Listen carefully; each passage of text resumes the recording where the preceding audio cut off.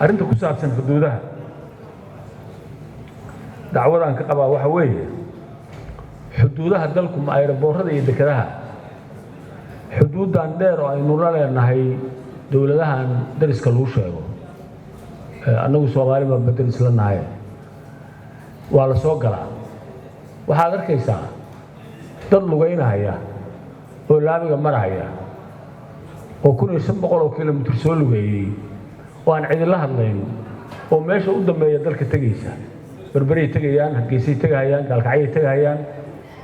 مجال السي تجيان علا اللي سامع شفت بقول لا القفة أنا كنا يشم بقول قف سولو جاي كنا يشم بقول كيلومتر وهذانا هل ميل عن كل حين وراشين دواناي داري وطن بيكشفنا هيان كنين إذا مضى عنان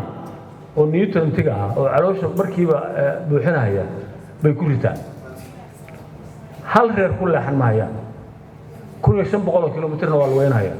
commandos ba xataa ciidanka caadiga inta ma weyn karo hay'adda waxa la rabaa marka dadkaas oo hadda aan hadlayno xuduudaha dalka lugeynayo inta badan ka soo gala maxaa dhinacan Ethiopia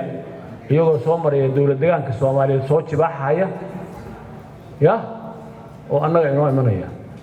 waxay u baahan tahay arrintaas marka in haddii xilkaas hay'adaas qabanaysan iyada loo daayo oo la xoojiyo haddii kalena ciidamo la geeyo dhulkii waaba la ku haystaa magaalada Boosaaso xaafadan baa dadkaas magaalada Garowe sidoo kale Hargeysa sidoo kale laxbu kana abaar moog baana hadda sababa ninkii maanta aadaya ama Ethiopia aadaya oo Soomaaliya fiisa laan ma geli karo waa waqtiin